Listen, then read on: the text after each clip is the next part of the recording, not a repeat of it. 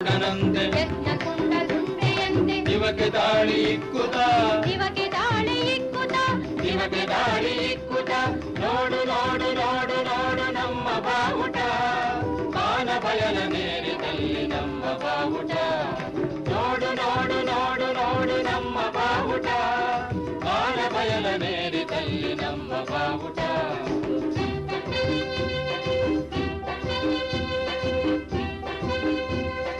ಬೆಳ್ಳಿ ಬೆಟ್ಟ ಕುಬ್ಜವಾಯ್ತು ಇದು ಏರಿದ ನಿಲುವಿಗೆ ದಿಗ್ಮಂಡಲ ನೋಡುತ್ತಿತ್ತು ಭೂಮಂಡಲ ತಿರುಗುತ್ತಿತ್ತು ಕೆಳಗೆ ಎಲ್ಲ ಒಂದೆಡೆ ಕೆಳಗೆ ಎಲ್ಲೋ ಒಂದೆಡೆ ಕೆಳಗೆ ಎಲ್ಲೋ ಒಂದೆಡೆ ನೋಡು ನೋಡು ನೋಡು ನೋಡು ನಮ್ಮ ಬಾವುಟ ಬಾನ ಬಯಲ ನೇರಿದಲ್ಲಿ ನಮ್ಮ ಬಾವುಟ ನೋಡು ನೋಡು ನೋಡು ನೋಡು ನಮ್ಮ ಬಾವುಟ ಬಾನ ಬಯಲ ನೇರಿದಲ್ಲಿ ನಮ್ಮ ಬಾವುಟ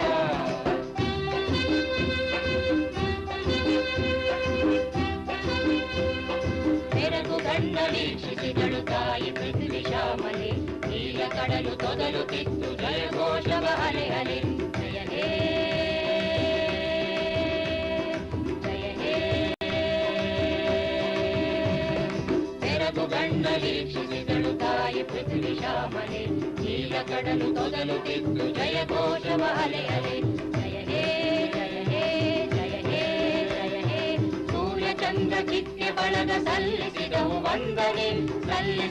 ವಂದನೆ ನೋಡು ನೋಡು ನೋಡು ನೋಡು ನಮ್ಮ ಬಾವುಟ ಬಾನ ಬಯಲ ನೇರಿದಲ್ಲಿ ನಮ್ಮ ಬಾವುಟ ನೋಡು ನೋಡು ನೋಡು ನೋಡು ನಮ್ಮ ಬಾವುಟ ಬಾನ ಬಯಲ ನೇರಿದಲ್ಲಿ ನಮ್ಮ ಬಾವುಟ ಮುಗಿಲ ನಲೆವ ಗರುಡನಂತೆ ಯಜ್ಞಕುಂಡ ದುಂಡೆಯಂತೆ ಮುಗಿಲ ನಲೆವ ಗರುಡನಂತೆ ಯಜ್ಞಕುಂಡ ದುಂಡೆಯಂತೆ ದಿವಕೆ ದಾಳಿ ಇಕ್ಕುತ ದಿವಕೆ ದಾಳಿ ಇಕ್ಕುತ ದಿವಕೆ ದಾಳಿ ಇಕ್ಕುತ ನೋಡು ನೋಡು ನೋಡು ನೋಡು ನಮ್ಮ ಬಾವುಟ ಬಾನ ಬಯಲ ನೇರಿದಲ್ಲಿ ನಮ್ಮ ಬಾವುಟ ನೋಡು ನೋಡು ನೋಡು ನೋಡು ನಮ್ಮ ಬಾವುಟ ಬಾನ ಬಯಲ ನೇರಿದಲ್ಲಿ ನಮ್ಮ ಬಾವುಟ ಜಯ ಹೇ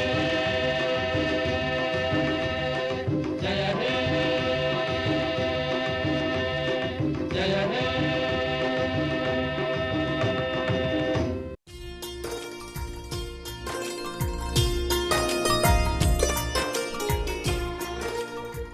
ಕಿಳುಗರೆ ಆಗಸ್ಟ್ 15 ಭಾರತ ಸ್ವಾತಂತ್ರ್ಯ ದಿನಾಚರಣೆ.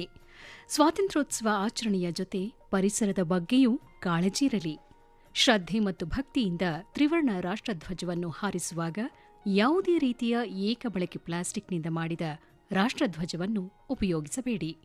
ಪರಿಸರದಲ್ಲಿ ಲೀನವಾಗದ ಏಕಬಳಕೆ ಪ್ಲಾಸ್ಟಿಕ್ನಿಂದ ಮಾಡಿದ ರಾಷ್ಟ್ರಧ್ವಜದ ಪ್ರತಿರೂಪವನ್ನು ವೈಜ್ಞಾನಿಕವಾಗಿ ವಿಲೇವಾರಿ ಮಾಡಲಾಗದೆ ಎಲ್ಲೆಂದರಲ್ಲಿ ಬಿಸಾಡಿದ್ರೆ ನಮ್ಮ ರಾಷ್ಟ್ರಧ್ವಜಕ್ಕೆ ಅವಮಾನ ಮಾಡಿದಂತೆ. ದೇಶಾದ್ಯಂತ ಏಕಬಳಕೆ ಪ್ಲಾಸ್ಟಿಕ್ ಉಪಯೋಗವನ್ನು ನಿಷೇಧಿಸಲಾಗಿದೆ. ನಿಷೇಧಿತ ಏಕಬಳಕೆ ಪ್ಲಾಸ್ಟಿಕ್ನಿಂದ ತಯಾರಿಸಿದ ರಾಷ್ಟ್ರಧ್ವಜದ ಬಳಕೆ ಶಿಕ್ಷಾರ್ಹ ಅಪರಾಧ. ಎಚ್ಚರ: ಪರಿಸರ ಸ್ನೇಹಿ ವಸ್ತುವಿನಿಂದ ಮಾಡಿದ ರಾಷ್ಟ್ರಧ್ವಜ ಬಳಸೋಣ. ಮಾಲಿನ್ಯ ಮುಕ್ತ ಸ್ವಾತಂತ್ರ್ಯೋತ್ಸವ ಆಚರಿಸೋಣ. ಜಾಗೃತ ರಾಷ್ಟ್ರ ಕಟ್ಟೋಣ.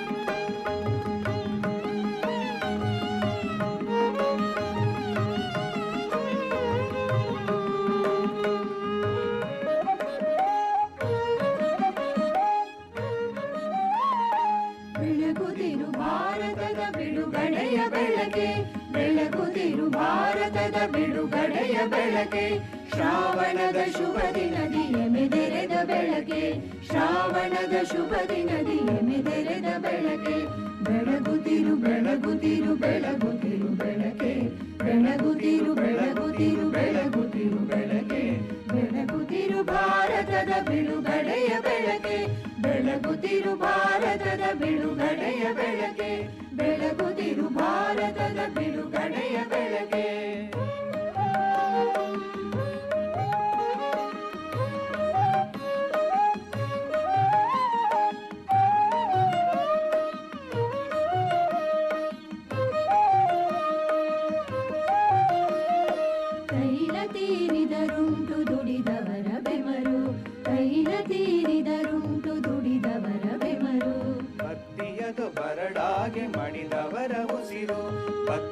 ಎಂದು ಬರಡಾಗೆ ಮಡಿದವರ ಉಸಿರು.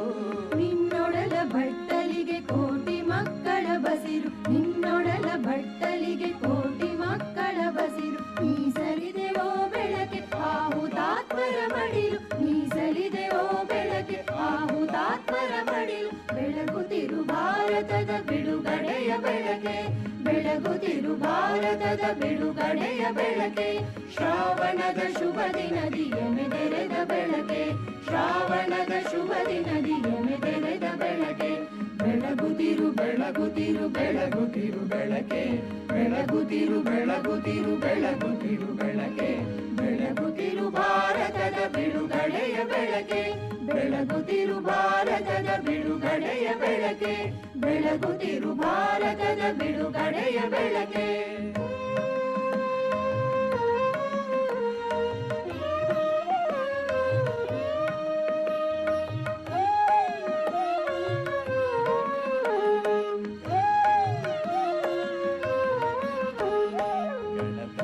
ದಟ್ಟಣೆಯ ವಿಸ್ತೃತದ ಗಂಧ ಕುಟಿ, ಗಣತಂತ್ರ ದಟ್ಟಣೆಯ ವಿಸ್ತೃತದ ಗಂಧ ಕುಟಿ. ಜನಮನವೇ ವೇದಿಕೆಯು ವೈಜಯಂತಿ, ಜನಮನವೇ ವೇದಿಕೆಯು ವೈಜಯಂತಿ.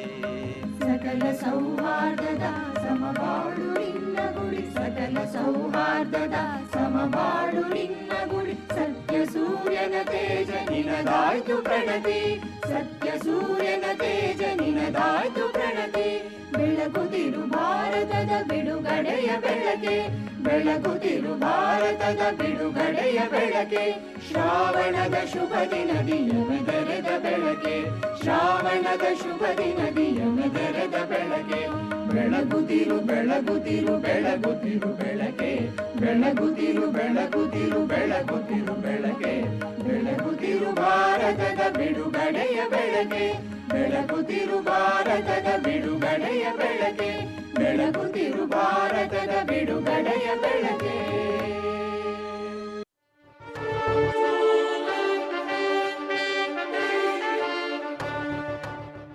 ರಾಷ್ಟ್ರವಂದನಾ ಕಾರ್ಯಕ್ರಮದಲ್ಲಿ ವೃಂದಗಾನದಲ್ಲಿ ದೇಶಭಕ್ತಿ ಗೀತೆಗಳನ್ನು ಆಲಿಸಿದರೆ.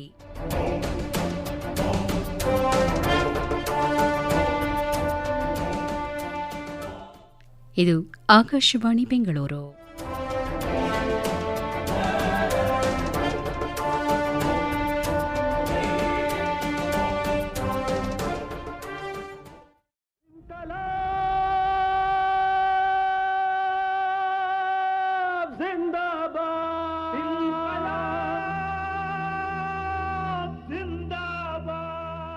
ರಾಷ್ಟ್ರಭಕ್ತನಿಗೆ ಜನ್ಮಭೂಮಿಯಾದ ರಾಷ್ಟ್ರ ಆರಾಧ್ಯ ದೈವ, ದೈವಭಕ್ತನಿಗೆ ವಸುಧೈವ ಕುಟುಂಬಕಂ, ದೇಶಭಕ್ತನಿಗೆ ರಾಷ್ಟ್ರಮೇವ ಕುಟುಂಬಕಂ.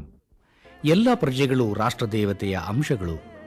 ಯಾವ ಪ್ರಜೆಗೂ ಯಾವ ರಾಜ್ಯಕ್ಕೂ ಹಿಂಸೆ ಆಗದಂತೆ ಪಕ್ಷಪಾತವಿಲ್ಲದೆ ವರ್ತಿಸುವವನು ನಿಜವಾದ ರಾಷ್ಟ್ರಭಕ್ತ. बसंती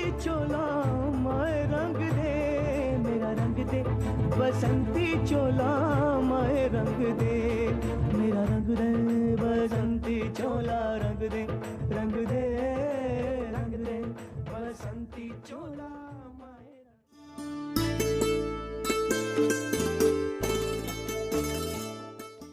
ಕೆಳಗರೆ ಗಮನಿಸಿ. ಇನ್ನು ಮುಂದೆ 6:45ಕ್ಕೆ ಪ್ರದೇಶ ಸಮಾಚಾರ ಧಾರವಾಡ ಕೇಂದ್ರದಿಂದ ಮೂಡಿಬರಲಿದೆ.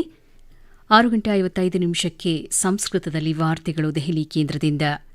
7 ಗಂಟೆಗೆ ಭಾರತದ ಸ್ವಾತಂತ್ರ್ಯೋತ್ಸವದ ಅಂಗವಾಗಿ ಭಾರತದ ಘನತೆವೆತ್ತ ಪ್ರಧಾನಮಂತ್ರಿಗಳಾದ ಶ್ರೀ ನರೇಂದ್ರ ಮೋದಿಯವರು ದೆಹಲಿಯ ಕೆಂಪುಕೋಟೆಯಲ್ಲಿ ಧ್ವಜಾರೋಹಣ ಮಾಡಿ ರಾಷ್ಟ್ರದ ಜನತೆಯನ್ನು ಉದ್ದೇಶಿಸಿ ಮಾಡುವ ಭಾಷಣದ ನೇರ ಪ್ರಸಾರ ದೆಹಲಿ ಕೇಂದ್ರದಿಂದ ಮೂಡಿಬರಲಿದೆ. ನೇರ ಪ್ರಸಾರದ ನಂತರ ಹಿಂದಿ, ಇಂಗ್ಲಿಷ್ ಹಾಗೂ ಕನ್ನಡ ವಾರ್ತಾ ಪ್ರಸಾರವಾಗುತ್ತದೆ.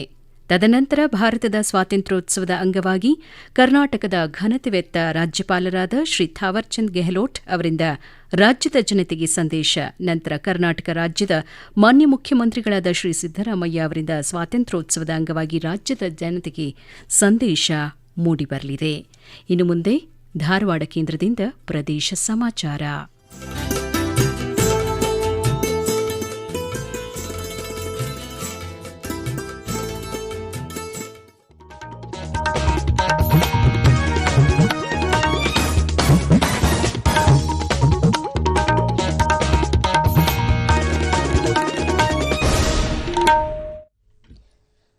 ಆಕಾಶವಾಣಿ ಪ್ರದೇಶ ಸಮಾಚಾರ ಓದುತ್ತಿರುವವರು ಆರತಿ ದೇವಶಿಖಾಮಣಿ. ಆತ್ಮೀಯ ಶ್ರೋತೃಗಳಿಗೆಲ್ಲ 77ನೇ ಸ್ವಾತಂತ್ರ್ಯೋತ್ಸವದ ಶುಭಾಶಯಗಳು. ಮುಖ್ಯಾಂಶಗಳು: ಸಂವಿಧಾನಿಕ ಮೂಲಭೂತ ಕರ್ತವ್ಯ ಪೂರೈಸಲು ಪ್ರತಿಯೊಬ್ಬರೂ ಪ್ರತಿಜ್ಞೆ ಕೈಗೊಳ್ಳುವಂತೆ ರಾಷ್ಟ್ರಪತಿ ದ್ರೌಪದಿ ಮುರ್ಮು ಜನತೆಗೆ ಕರೆ. 77ನೇ ಸ್ವಾತಂತ್ರ್ಯ ದಿನಾಚರಣೆಗೆ ಸಜ್ಜಾದ ಬೆಂಗಳೂರು ಮಾಣಿಕ್ ಷಾ ಪರೇಡ್ ಮೈದಾನ.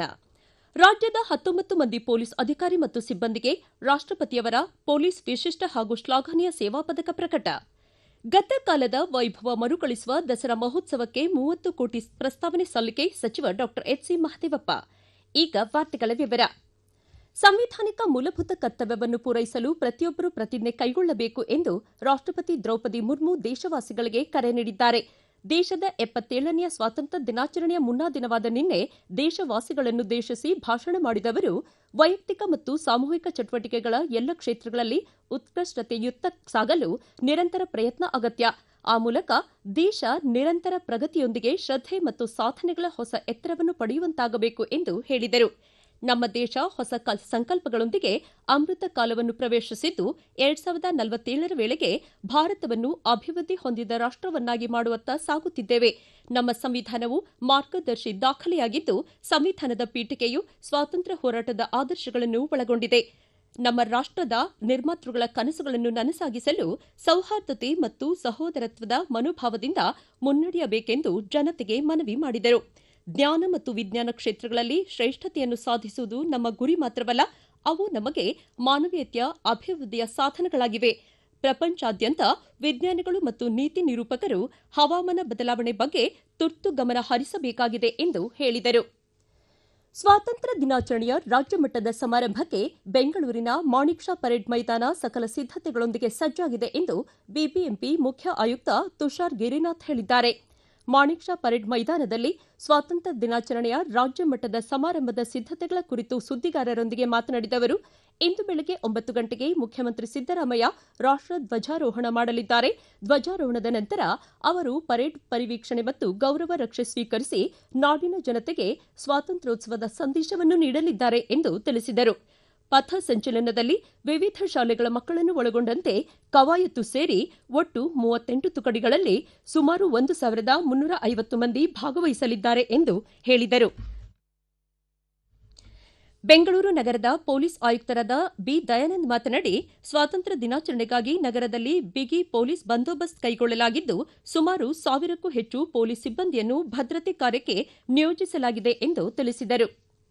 ಧಾರವಾಡ ಜಿಲ್ಲಾ ಉಸ್ತುವಾರಿ ಸಚಿವ ಸಂತೋಷ್ ಎಸ್ ಲಾಡ್ ಬೆಳಗ್ಗೆ 9 ಗಂಟೆಗೆ ಧಾರವಾಡದ ಆರ್.ಎನ್. ಶೆಟ್ಟಿ ಜಿಲ್ಲಾ ಕ್ರೀಡಾಂಗಣದಲ್ಲಿ 77ನೇ ಸ್ವಾತಂತ್ರ್ಯೋತ್ಸವದ ರಾಷ್ಟೀಯ ಧ್ವಜಾರೋಹಣ ನೆರವೇರಿಸುವರು. ನಂತರ ವಿವಿಧ ದಳಗಳನ್ನು ವೀಕ್ಷಿಸಿ ಸ್ವಾತಂತ್ರ್ಯೋತ್ಸವದ ಸಂದೇಶ ನೀಡುವರು. ಇದೇ ಸಂದರ್ಭದಲ್ಲಿ ವಿವಿಧ ಕ್ಷೇತ್ರಗಳಲ್ಲಿ ಸಾಧನೆ ಮಾಡಿದ ಸಾಧಕರಿಗೆ ಹಾಗೂ ಎಬಿಎಆರ್ಕೆ ಯೋಜನೆಯಲ್ಲಿ ಆರೋಗ್ಯ ಇಲಾಖೆಯಿಂದ ಸಾಧನೆ ಮಾಡಿದ 2 ವೈದ್ಯಕೀಯ ಸಂಸ್ಥೆಗಳಿಗೆ ಸನ್ಮಾನಿಸುವರು. ವಾರ್ತಾ ಮತ್ತು ಸಾರ್ವಜನಿಕ ಇಲಾಖೆಯಿಂದ ಪ್ರಕಟಿಸಿರುವ ನುಡಿದಂತೆ ನಡೆದಿದ್ದೇವೆ ಎನ್ನುವ ಕಿರುಹೊತ್ತಿಗೆಯನ್ನು ಸಚಿವರು ಬಿಡುಗಡೆ ಮಾಡಿ ವಿಕಲಾಂಗಚೇತನರಾದ 5 ಜನ ಫಲಾನುಭವಿಗಳಿಗೆ ತ್ರಿಚಕ್ರ ವಾಹನ ಹಾಗೂ ಲ್ಯಾಪ್ಟಾಪ್ ವಿತರಿಸುವರು. ಜಿಲ್ಲಾ ಕ್ರೀಡಾಂಗಣದಲ್ಲಿ ಬೆಳಗ್ಗೆ ಶಾಲಾ ಮಕ್ಕಳಿಂದ ಸಾಂಸ್ಕೃತಿಕ ಕಾರ್ಯಕ್ರಮ ಹಾಗೂ ಮಲ್ಲಕಂಬ ಪ್ರದರ್ಶನ ಆಯೋಜಿಸಲಾಗಿದೆ. ಸಂಜೆ ಕರ್ನಾಟಕ ಕುಲಪುರೋಹಿತ ಆಲೂರು ವೆಂಕಟರಾವ್ ಸಾಂಸ್ಕೃತಿಕ ಭವನದಲ್ಲಿ ಶಾಲಾ ವಿದ್ಯಾರ್ಥಿಗಳಿಂದ ಹಾಗೂ ಕನ್ನಡ ಮತ್ತು ಸಂಸ್ಕೃತಿ ಇಲಾಖೆಯಿಂದ ಸಾಂಸ್ಕೃತಿಕ ಕಾರ್ಯಕ್ರಮ ಹಮ್ಮಿಕೊಳ್ಳಲಾಗಿದೆ ಎಂದು ಜಿಲ್ಲಾಡಳಿತ ಪ್ರಕಟಣೆ ತಿಳಿಸಿದೆ.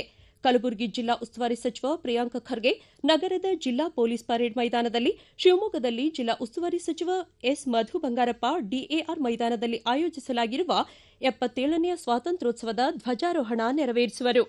77ನೇ ಸ್ವಾತಂತ್ರ್ಯ ದಿನಾಚರಣೆ ಸಂದರ್ಭದಲ್ಲಿ ರಾಜ್ಯದ 19 ಮಂದಿ ಪೊಲೀಸ್ ಅಧಿಕಾರಿ ಮತ್ತು ಸಿಬ್ಬಂದಿಗೆ ರಾಷ್ಟ್ರಪತಿಯವರ ಪೊಲೀಸ್ ವಿಶಿಷ್ಟ ಸೇವಾ ಪದಕ ಹಾಗೂ ಶ್ಲಾಘನೀಯ ಸೇವಾ ಪದಕ ದೊರೆತಿದೆ.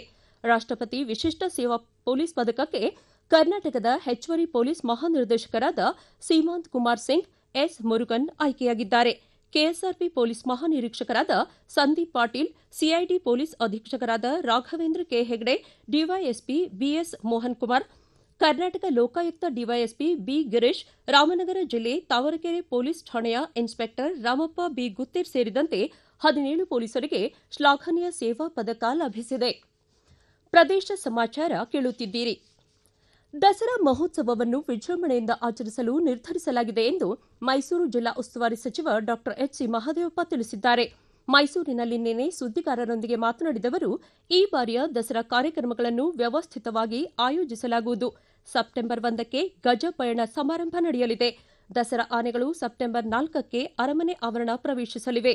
ದಸರಾ ಆಚರಣೆಗಾಗಿ 16 ಉಪಸಮಿತಿ ರಚಿಸಲಾಗಿದ್ದು, ಅಗತ್ಯವಿದ್ದಲ್ಲಿ ಮತ್ತೆ 3 ಸಮಿತಿಗಳನ್ನು ರಚಿಸಲಾಗುತ್ತದೆ. ಸ್ಥಳೀಯ ಕಲಾವಿದರಿಗೆ ಹಾಗೂ ಪ್ರತಿಭಾವಂತ ಎಲ್ಲ ಜಿಲ್ಲೆಗಳ ಕಲಾವಿದರಿಗೆ ಅವಕಾಶ ನೀಡಲಾಗುವುದು ಎಂದರು. ಮೈಸೂರು ಮಹಾರಾಜರ ಆಡಳಿತ, ಸಾಹಿತ್ಯ ಹಾಗೂ ಸಂಸ್ಕೃತಿಯನ್ನು ಪ್ರತಿಬಿಂಬಿಸುವ ಗತಕಾಲದ ವೈಭವವನ್ನು ಮರುಕಳಿಸುವ ದಸರಾ ಮಹೋತ್ಸವ ಮಾಡಲಾಗುವುದು. ಈ ಬಾರಿಯ ದಸರಾ ಮಹೋತ್ಸವಕ್ಕೆ ಅಂದಾಜು 30 ಕೋಟಿಗೆ ಪ್ರಸ್ತಾವನೆ ಸಲ್ಲಿಸಲಾಗುವುದು. ಕಳೆದ ಬಾರಿಗಿಂತ ಈ ಬಾರಿ ವಿದ್ಯುತ್ ದೀಪಾಲಂಕಾರಕ್ಕೆ ಹೆಚ್ಚಿನ ಮಹತ್ವ ನೀಡಲಾಗುವುದು ಎಂದು ತಿಳಿಸಿದರು. ರಾಜ್ಯ ಸರ್ಕಾರದಿಂದ ವಸತಿ ನಿಲಯಗಳಿಗೆ ಎಲ್ಲ ಸೌಲಭ್ಯಗಳನ್ನು ಒದಗಿಸಲಾಗುತ್ತಿರುವ ಹಿನ್ನೆಲೆ ವಿದ್ಯಾರ್ಥಿಗಳಿಗೆ ಗುಣಮಟ್ಟದ ಶಿಕ್ಷಣ ನೀಡುವುದರ ಮೂಲಕ ಸಾಕ್ಷರತೆಯ ಕನಸು ಸಾಕಾರಗೊಳಿಸುವಂತೆ ಗದಗ ಜಿಲ್ಲಾ ಉಸ್ತುವಾರಿ ಸಚಿವ ಎಚ್.ಕೆ. ಪಾಟೀಲ್ ಅಧಿಕಾರಿಗಳಿಗೆ ಸೂಚಿಸಿದ್ದಾರೆ. ಗದಗ್ನ ಇಂದಿರಾ ಗಾಂಧಿ ನರ್ಸಿಂಗ್ ಬಾಲಕಿಯರ ವಿದ್ಯಾರ್ಥಿ ನಿಲಯದಲ್ಲಿ ಜರುಗಿದ ಪ್ರಗತಿ ಪರಿಶೀಲನಾ ಸಭೆಯ ಅಧ್ಯಕ್ಷತೆ ವಹಿಸಿ ಮಾತನಾಡಿದ ಅವರು, ಜಿಲ್ಲೆಯ ಪ್ರತಿಯೊಂದು ವಸತಿ ನಿಲಯಗಳು ಸುಸಜ್ಜಿತ ಗ್ರಂಥಾಲಯಗಳನ್ನು ಹೊಂದುವುದರ ಮೂಲಕ ವಿದ್ಯಾರ್ಥಿಗಳಿಗೆ ಉನ್ನತ ಮಟ್ಟದ ವಿದ್ಯಾಭ್ಯಾಸ ದೊರಕುವಂತಾಗಬೇಕು. ವಸತಿ ನಿಲಯದ ವಿದ್ಯಾರ್ಥಿಗಳಿಗೆ ಕ್ರೀಡಾ ಸಲಕರಣೆಗಳು ಲಭ್ಯವಾಗುವಂತೆ ನೋಡಿಕೊಳ್ಳಬೇಕು ಎಂದು ನಿರ್ದೇಶನ ನೀಡಿದರು. ಗಣಿಗಾರಿಕೆಯಿಂದ ನೇರವಾಗಿ ಬಾಧಿತವಾಗುವ ಪ್ರದೇಶಕ್ಕೆ ಡಿಎಂಎಫ್ ಅನುದಾನ ಹೆಚ್ಚಿನ ಪ್ರಮಾಣದಲ್ಲಿ ಸದ್ಬಳಕೆಯಾಗಬೇಕು ಎಂದು ಕಲಬುರಗಿ ಜಿಲ್ಲಾ ಉಸ್ತುವಾರಿ ಸಚಿವ ಪ್ರಿಯಾಂಕ್ ಖರ್ಗೆ ಹೇಳಿದ್ದಾರೆ. ಕಲಬುರಗಿಯಲ್ಲಿ ನಿನ್ನೆ ಮುಜರಾಯಿ, ಯುವ ಸಬಲೀಕರಣ ಮತ್ತು ಕ್ರೀಡಾ ಇಲಾಖೆ ಹಾಗೂ ಜಿಲ್ಲಾ ಖನಿಜ ಪ್ರತಿಷ್ಠಾನದ ಸಭೆಯಲ್ಲಿ ಪಾಲ್ಗೊಂಡು ಮಾತನಾಡಿದ ಅವರು, ಅನುದಾನ ಪಡೆದು ಇದುವರೆಗೆ ಕಾಮಗಾರಿ ಆರಂಭಿಸದ ಲೋಕೋಪಯೋಗಿ ಪಂಚಾಯತ್ ರಾಜ್ ಇಲಾಖೆಯ ಕಾರ್ಯನಿರ್ವಾಹಕ ಅಭಿಯಂತರರಿಗೆ ಕಾಲಮಿತಿಯಲ್ಲಿ ಕೆಲಸ ಪೂರ್ಣಗೊಳಿಸುವಂತೆ ಸೂಚಿಸಿದರು. ಮಕ್ಕಳಲ್ಲಿ ಕ್ರೀಡಾ ಕೌಶಲ್ಯ ಹೆಚ್ಚಿಸಲು ಆದ್ಯತೆ ಕೊಡಬೇಕು. ರಾಷ್ಟೀಯ ಅಂತಾರಾಷ್ಟೀಯ ಮಟ್ಟದಲ್ಲಿ ಸ್ಪರ್ಧಿಸುವ ನಿಟ್ಟಿನಲ್ಲಿ ತರಬೇತಿ ನೀಡಬೇಕು. ಜಿಲ್ಲಾ ಕ್ರೀಡಾಂಗಣ ಸಮರ್ಪಕವಾಗಿ ಅಭಿವೃದ್ಧಿಪಡಿಸಬೇಕು ಎಂದು ನಿರ್ದೇಶನ ನೀಡಿದರು. ರಾಜ್ಯ ಸರ್ಕಾರ ಸಾಮಾನ್ಯರ ಮತ್ತು ಬಡವರ ಅನುಕೂಲಕ್ಕಾಗಿ ಹಲವಾರು ಯೋಜನೆಗಳನ್ನು ಜಾರಿಗೆ ತಂದಿದೆ. ಜನರ ಅಪೇಕ್ಷೆಯಂತೆ ಪಾರದರ್ಶಕ ಆಡಳಿತ ನೀಡಲಾಗುತ್ತಿದೆ ಎಂದು ರಾಯಚೂರು ಜಿಲ್ಲಾ ಉಸ್ತುವಾರಿ ಸಚಿವ ಡಾ ಶರಣಪ್ರಕಾಶ್ ಆರ್ ಪಾಟೀಲ್ ಹೇಳಿದ್ದಾರೆ.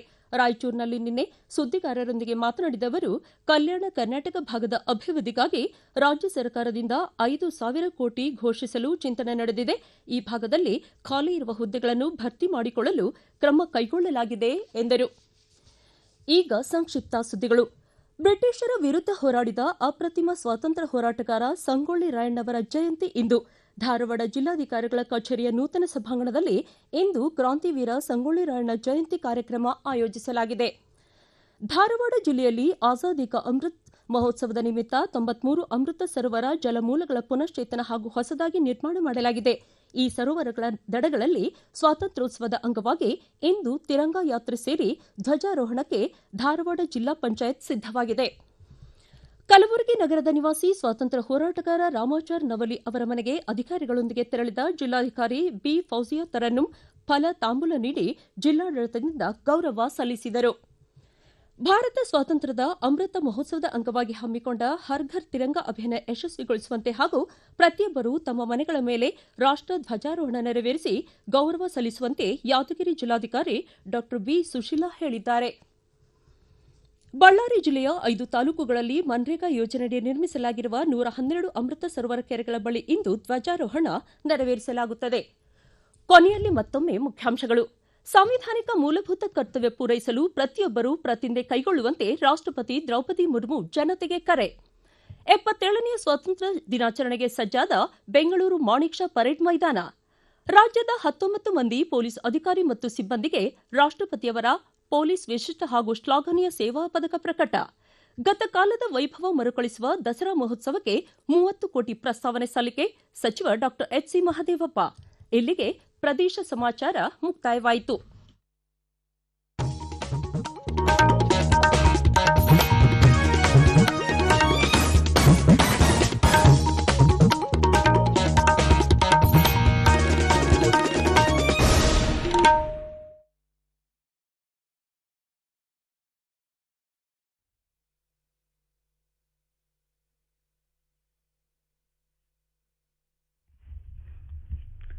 इयम् Akashvani.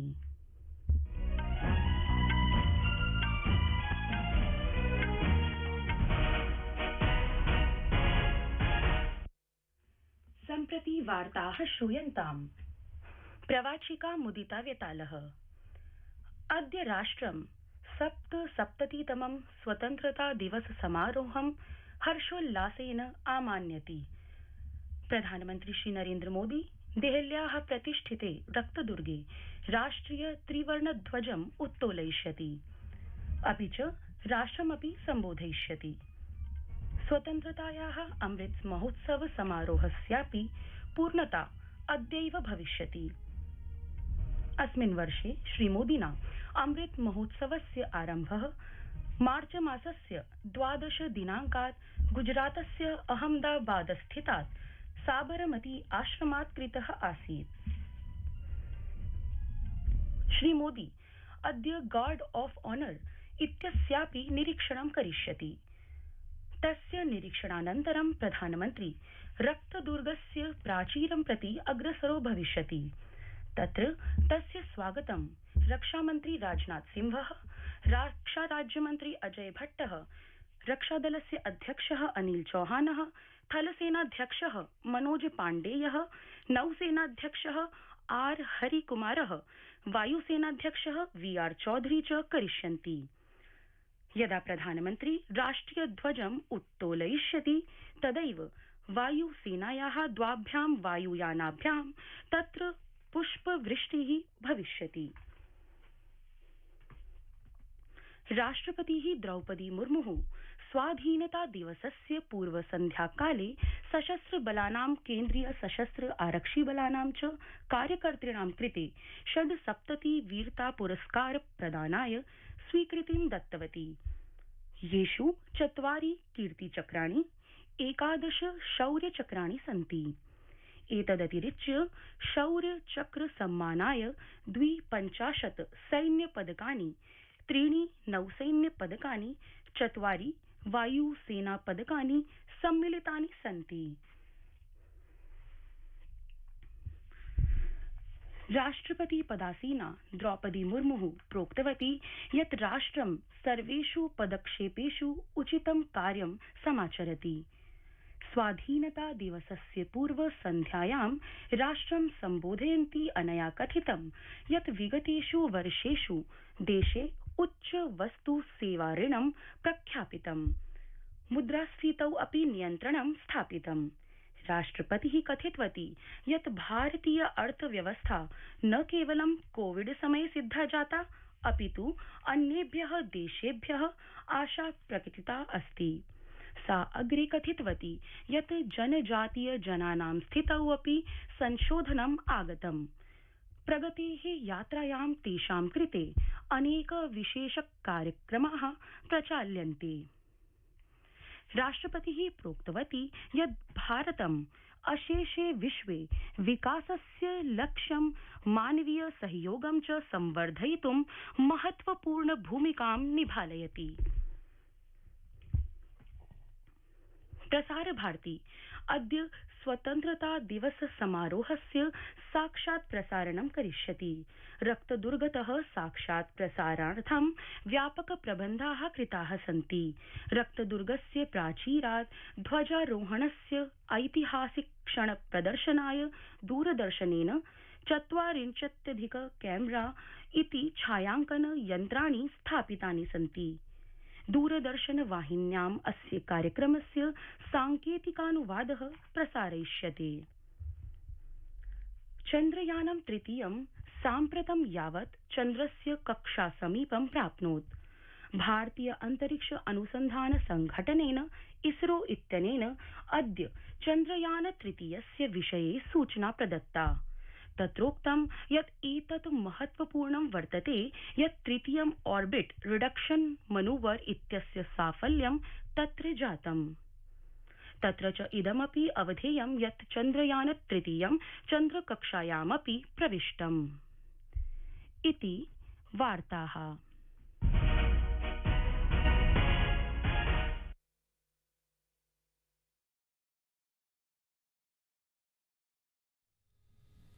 This is Akashvani. On the occasion of India's 77th Independence Day, we now take you over to the Red Fort for the live broadcast of the flag hoisting ceremony and address to the nation by the Honorable Prime Minister of India, Shri Narendra Modi. Our commentators are Sanjeev Dosaj, Kaushik Roy, and Anup Kaur. Over to Red Fort. Heartiest greetings to all my fellow Indians, whether in India or abroad, on this momentous occasion of the 77th Independence Day. This is Sanjeev Dosaj with my fellow commentators Kaushik Roy and Anup Kaur, bringing to you the live commentary of the national flag hoisting ceremony and address to the nation by our Honorable Prime Minister Shri Narendra Modi from the ramparts of the Red Fort in Delhi. As I was ascending the stairs this morning to reach the AKASHVANI commentary booth situated on the ramparts of the Red Fort, I was imbibing a spirit of patriotism with every rising step. The morning August breeze was infusing a unique patriotic fervor in my bloodstream.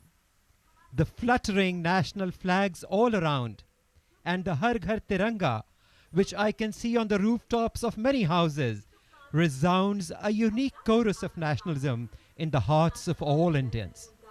The entire surroundings are draped in the colors of our national flag. On both the corners of the facade of the Red Fort are the AKASHVANI commentary booths.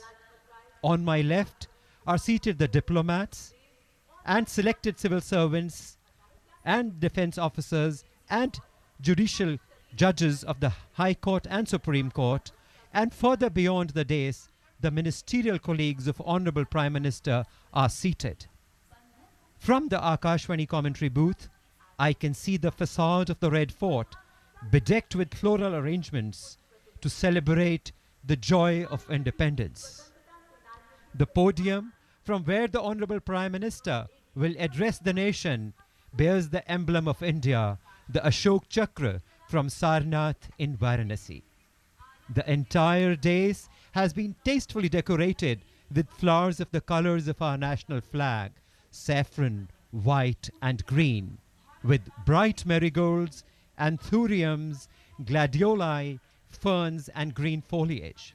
The flagstaff is in the center, and on the extreme corners are two dame-shaped minarets. The AKASHVANI team is posted in the right, and the Doordarshan team is in the left minaret. These are the two arms of country's national broadcaster, the Prasar Bharati, which is bringing to you the live proceedings of the Independence Day celebrations today. Thank you, Sanjeev. A very good morning to all our wonderful listeners who are tuned in today to this special broadcast, which is bringing to you a live account of the 77th Independence Day celebrations from the ramparts of the Red Fort. An occasion steeped in emotions when the hearts of Indians swell with pride, heads bow in reverence, and hands salute the indomitable spirit of a nation that emerged from the throes of subjugation to a mighty, diverse, and dynamic nation, a nation growing leaps and bounds, and yet stays firmly anchored in its traditions. A beautiful, cloudy, pulsating morning here in Delhi, and right in front of our commentators' booth across the tarmac, seated behind the formation of the G20 logo, are NCC cadets drawn from various schools across the country. The G20 logo has been recreated here with beautiful flowers. This logo draws inspiration from the vibrant colors of the Indian national flag, saffron, white, green and blue. It juxtaposes planet Earth with the lotus, which is India's national flower and reflects growth amid challenges. The Earth, symbolizing India's pro-planet approach to life, an approach which aims for perfect harmony with nature, something that is also reflected in the theme of India's G20 presidency, which is Vasudhaiv Kutumbakam, one Earth, one family, one future. Behind them is a huge screen displaying the colors of the national flag. This Independence Day marks the culmination of Azadi Ka Amrit Mahotsav, an initiative that commenced on 12th of March 2021 and started a series of campaigns and schemes to actualize the Honorable Prime Minister Shri Narendra Modi's vision of celebrating and commemorating 75 years of independence. To the left and right of the NCC cadets are enclosures where various invitees are seated. A little ahead of these enclosures on either sides are sparkling fountains, the cascading droplets enchanting everybody seated in the vicinity and sprinkling on them a drop or two here and there. Also encircling these enclosures are vibrant multicolored flags fluttering gracefully in the breeze. Flags of different colors and hues, dancing with the wind, radiating lively energy with their celebratory presence. Sanjeev, in fact, this Independence Day, the Red Fort also plays host to some very special guests, the sarpanches of more than 600 villages, all the way from Arunachal Pradesh, Sikkim, Uttarakhand, Himachal Pradesh and Ladakh. Villages covered under the centre's vibrant villages program. Anoop, not only that, 75 couples from each state and union territory in their traditional attires have also been invited to witness the ceremony at the Red Fort. And now I can see further beyond where the NCC cadets are seated is the legendary Chandni Chowk, a busy marketplace for over 3 centuries. It was built in the 17th century by Shah Jahan and designed by his daughter Jahan Ara. Right in line of our commentator's box, we can also see the Digambar Jain Mandir, built in red sandstone. And adjacent to it, we see the golden Kalash and the domes of Gauri Shankar Mandir made of white shining marble. The contrast of red and white looks beautiful and presents a splendid view this morning. As we move down further lane, we see the Gurudwara Seesganj, built in 1783. This is the site where the 9th Sikh Guru, Guru Tegh Bahadur Ji, had sacrificed his life. Opposite these two structures is the Central Baptist Church, the oldest Christian missionary in North India. And viewing further towards southwest, we see one of the largest mosques in India, the Jama Masjid, built in red sandstone and white marble. Can you imagine? Its courtyard can accommodate more than 25,000 people. Thousands of devotees visit these holy places of worship every day. The chanting bells from the temples, carols from the church, azan from Jama Masjid, and the melodious Gurbani from Gurudwara Seesganj resonate an ambience of secularism and brotherhood in Indian society. Well, listeners, this is the microcosm of unity of all religions, a concept of secularism which is inherent in the Indian ethos and culture. Atal Bihari Vajpayee had remarked, "Let no one challenge India's secularism.